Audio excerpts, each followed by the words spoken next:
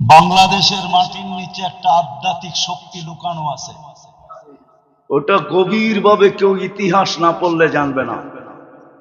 এই মাটির নিচে একটা গভীর ভাবে এক আধ্যাত্মিক শক্তি লুকানো আছে। এই মাটি নিয়ে যে খেলবে একদিন না একদিন মাটি তাকে কিক মারবেই মারবে। হয়তো কাউকে বোল্ড আউট করবে, নাইলে কাউকে রান আউট করবে, আর না হইলে কাউকে ছক্কা মাইরা একবারে বাউন্ডারির বাইরে করবে। এটা হলে এই মাটির আধ্যাত্মিক শক্তি। আপনারা জানেন না, আসতেছেন তো জানেন না, এই মাটির একটা আধ্যাত্মিক শক্তি আছে। আমরা ইতিহাসে কাঁচা তো এই জন্য জানি না। এই মাটির একটা আধ্যাত্মিক শক্তি আছে। বলার সময় হবে না, এত লম্বা বলা যাবে না। আবার কখনো আসলে কোনো মজলিসে হইলে বলা দিব না, কিন্তু এটা মাইনা নেন এই মাটির আধ্যাত্মিক শক্তি। কেননা হিজরতের সনের কাছাকাছি হলো বাংলা সন, 10-11 বৎসরের ডিফারেন্স। এই 1400 বৎসরের বাংলা ইতিহাস যে পড়বে সে জানবে যে এই মাটির নিচে একটা আধ্যাত্মিক শক্তি আছে। এই জন্য মির্জাফরও মির্জাফরি করে বেশি দিন থাকতে পারে না। মির্জাফরও মির্জাফরি করে বেশি দিন পারছে নাকি? এগুলো এই মাটির ভিতরের আধ্যাত্মিক শক্তি। শুধু এতটুকু আপনাদেরকে বলি, আমি ইসলামের প্রথম যে কোরবানি, ইসলামের প্রথম কোরবানির একটা বিন্দু এই মাটির নিচে এখনো লুকায়িত আছে। আল্লাহর রসুল হিজরত করেন নাই, 4 সাহাবী বাংলাদেশে চলে আসছিলেন। আবু ওয়াক্কাস, ওহাব ইবনে মালিক, কাসেম ইবনে হুযাইফা, উরওয়া ইবনে সাসা, দুইজন এখান থেকে চীনে গেছেন। আবু ওয়াক্কাস, ওহাব ইবনে মালিক রাদিয়াল্লাহু তাআলা আনহুমা, দুইজনের কবর চীনে আছে। আর ইতিহাস বলে দুইজনের কবর এই মাটির নিচে আছে। এটা হলো ওই আধ্যাত্মিক শক্তি যেটা ইসলামের প্রথম কোরবানির বিন্দু এই বাংলার মাটির নিচে দাফন আছে। এই জন্য এই মাটি নিয়ে কাউকে বেশি দিন মাটি খেলতে দেয় না। বেশি দিন খেলতে চাইলেই মাটি তাকে কিক মারে। মাটি তাকে, কেউ হয়তো বোঝে, কেউ হয়তো আমার কথা বুঝবে না, বেশিরভাগই বুঝবে না, হয়তো কেউ বুঝলে বুঝতে পারে। এই জন্যই দেখা যায় অল্প কয়েকদিন পরেই মাটি তাকে কিক মারা শুরু করে। কেননা এই মাটির নিচে একটা আধ্যাত্মিক শক্তি লুকানো আছে। তো যেটা বুঝাইতেছিলাম, মজলিস বেশি লাগে না। আজকে তো সারা দিন আমাদের চিন্তা দেহ নিয়া, আত্মা নিয়ে কোনো চিন্তা নেই। সমস্ত গবেষণাগার দেহ নিয়ে, আত্মা নিয়ে কোনো গবেষণাগার নাই। সব ক্লিনিক দেহের, আত্মার কোনো ক্লিনিক নেই। সব ফার্মেসি দেহের, আত্মার কোনো ফার্মেসি নাই। সব মেডিকেল দেহের, আত্মার কোনো মেডিকেল নাই। অথচ মানুষের আত্মার রোগেই শুধু সে শরীরের রোগ হইলে সে একা আক্রান্ত হয়, কিন্তু আত্মার রোগী হইলে জাতিকে জাতি, পুরো গোষ্ঠী, পুরো মানব জাতি আক্রান্ত হয়। আজকে জুলুম মানুষের হিংসার কারণ, মানুষের কারণেই দুনিয়াতে আজকে জুলুম আর জুলুম, মানুষের আত্মার রোগের কারণে। আর হাদিসও আছে, একজনের আত্মার রোগের কারণে একটা জাতি মারা যাবে। শুধু একজনের আত্মার রোগ, কয়জনের? এক ফ্যামিলির আত্মার রোগ, পুরো জাতি ধূলিসাৎ হয়ে যাবে। আর আমরা চোখে এখন এটাই দেখতেছি। আমাদের আত্মার রোগ। ইসলাম এই জন্যই দরকার, আত্মার রোগকে নির্ণয় করা দরকার। আমরা আত্মা নিয়ে ভাবি না। আরে রোগ বইলা কি লাভ হবে যদি আপনার ভিতরে ভাবনাই না আসে? শুধু শুধু তো হাদিস বলে নাই, আত্মা নিয়ে ভাবতে গেলে লা তাফাক্কুরু সা খায়রুম মিন ইবাদাতি 60 আও 70 সানা। এই হাদিস আত্মার ভাবনার ব্যাপারেও, যে আত্মা নিয়ে ভাববে তাকে 60-70 বৎসরের ইবাদতের সওয়াব প্রত্যেক মুহূর্তে দেওয়া হবে। চাই নারী হোক, চাই পুরুষ হোক, চাই যুবক হোক, চাই বৃদ্ধ হোক, বাচ্চার থেকে তো কলম উঠানো। আজকে তো আমাদের ভিতরে আত্মা নিয়ে কোনো ভাবনাই নেই, চিন্তাই নাই। আমরা বিশ্বাস করতেই রাজি না যে আত্মার আবার রোগ হয় কোত্থেকা। না, রোগ তো আত্মারই হয়। বরং দেহের রোগ তো মানুষকে শুধু দুনিয়াতে না, দেহের বহুত রোগ আছে যেই রোগ দ্বারা মানুষকে আল্লাহ উচ্চ থেকে উচ্চ মর্যাদায় আসীন করেন, উচ্চ থেকে উচ্চ মর্যাদা দান করেন। আপনি উঠান, ডায়রিয়া হয়ে মারা গেলে শাহাদতের মৌত। কি মৌত? কি শাহাদতের মৌত? কি ছোট মৌত? হ্যাঁ, ডাকায় বাসা বোঝেন? শাহাদতের মৌত মানে সে আজরাইলকে ঠেক দিছে, মরে নাই সে। কোরআন বলে সে মরে নাই। বলবেন আজিমপুরে তো দাফন করলাম, আপনি পোশাকটা দাফন করছেন, পোশাক তাকে না। এটা দুনিয়ার পোশাক, এটা বর্তমান দেহটা কি না? জান্নাতের পোশাক এটা না। জান্নাতের পোশাক তো 120 ফিট লম্বা। কত কত? জাহান্নামীদের পোশাক এটা না।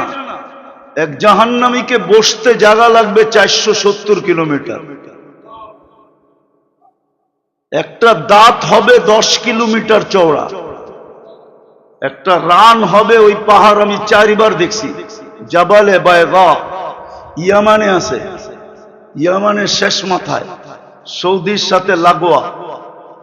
আল্লাহর রসুল বলছে জাবালে বায়গার সমান এক একটা জাহান্নামীর রান হবে। তো যে শাহাদাতের মৌত মরছে, ও তো কাপড়টা আপনাকে দিয়া গেছে, পোশাকটা, ও জান্নাতেরটা পয়ড়া চলে গেছে, ও তো মরেই নাই। আল্লাহ তো বলে মরে নাই, আমি প্রত্যেককে বলবো? ও তো আজরাইলকে ফাঁকি দিছে। তো অনেক রোগ আছে যেটার দ্বারা, যেই রোগে আক্রান্ত হলে আখেরাতে দারাজাত বুলন্দ হয়। শুনামু একটু। অসুস্থ ব্যক্তি যখন আহ আহ বলে, তো হাদিসে কুদসিতে আছে আনিনুল মারিদি তাসবিহুন। অসুস্থ ব্যক্তি যখন আহ আহ বলে, তো সুবহানাল্লাহ পড়ার সওয়াব লেখা হইতে থাকে। সিয়াহাতুহু তাহলিলুন, যখন অসহ্য হয়ে চিৎকার দেয়, তো লা ইলাহা ইল্লাল্লাহ পড়ার সওয়াব লেখা হইতে থাকে। কোনটার ওয়েট কতটুকু বলার সময় নাই আমার কাছে। সুবহানাল্লাহর ওজন কতটুকু, আল্লাহ ইলাহার ওজন কতটুকু। তাকাল্লুবুহু আন যামবিন ইলা যামবিন, যখন বিছনায় পড়ে এপাশ ওপাশ করতে থাকে অসুস্থতার কারণে, কাআন্নাহু ইয়াকতুলুল আদু, সেজন্য যুদ্ধের ময়দানে শত্রুর বিরুদ্ধে মোকাবেলা করতেছে, ওই সওয়াব তার আমলনামায় লেখা হয়। সংক্ষেপ করতেছি, কুল্লু আমালিন কানা ইয়ামালু ফিস সিহহা ইউকতাবু কুল্লু আমালিন কানা ইয়াহমালু ফিস সিহহা। সুস্থ অবস্থায় যত আমল করত, সমস্ত আমল তার আমল নামায় ফেরেশতা লিখতে থাকে। যদি সুস্থ হয়ে যায়, আল্লাহ সুস্থতা দেন, তো কায়াউমিন ওয়ালাদাতহু উম্মু, মা যেরকম জন্ম দিল নিষ্পাপ, এরকম নিষ্পাপ সুস্থ হয়ে দাঁড়ায় যায়। আর যদি দুনিয়ার থেকে চলেই গেল, তা আল্লাহ বলে তোকে নিষ্পাপ বানায়া আমি দুনিয়ার থেকে উঠায় নি। শারীরিক রোগ তো মানুষকে এতটুকু উপকার করে, কিন্তু আত্মার রোগ না। আত্মার রোগ মানুষকে ডুবায় দেয়, দুনিয়া তো ডুবায় দেয়, আখেরাত তো ডুবায় দেয়। দুনিয়ায়ও তার দ্বারা হাজারো মানুষ অতিষ্ঠ হয়, লক্ষ কোটি মানুষ অতিষ্ঠ হয়। আমার সমাজে যা কিছু দেখতেছেন, চুরি ডাকাতি, রাহজানি ছিনতাই, মাদক সাধক, দুর্নীতি সুরনীতি, জুলুম জবর, যা কিছু দেখতেছেন আমার সমাজে, সব আত্মার রোগের কারণে, শরীরের রোগের কারণে, সব আত্মার রোগ। হ্যাঁ, এই জন্যই তো আল্লাহর রাসূল বলছেন, একদিন আসবে হাওয়া ফিহি কাইদুল ইলমি, আমার উম্মত বিদ্বান হবে কিন্তু বিদ্যার আলোকে চলবে না, ও বিদ্যাকে স্বার্থ সিদ্ধির জন্য ব্যবহার করবে। তখন কি হবে?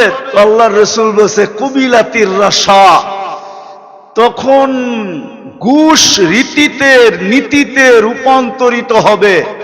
যদিও গ্রাজুয়েটে পাশ হবে না, অ্যাসেম্বলিতে পাশ হবে না ঘুষ, কিন্তু পাশ হইলে যতটুকু না হইতো এর চেয়ে বেশি ঘুষের ব্যাপকতা হবে।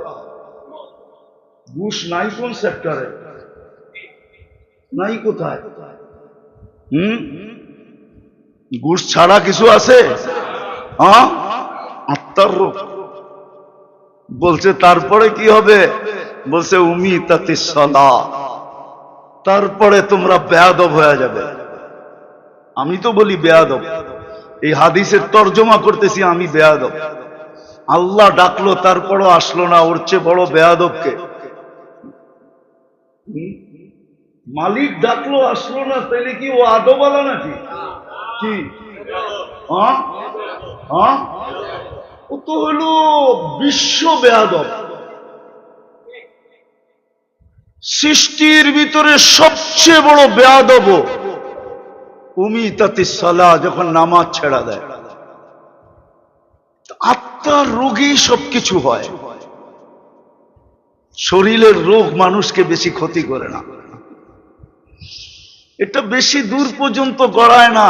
যদিও বলে করুণা সবার বাতে ভিতরে ছড়ায় যাবে, হতে পারে, কিন্তু আমি এটা বিশ্বাস করি না।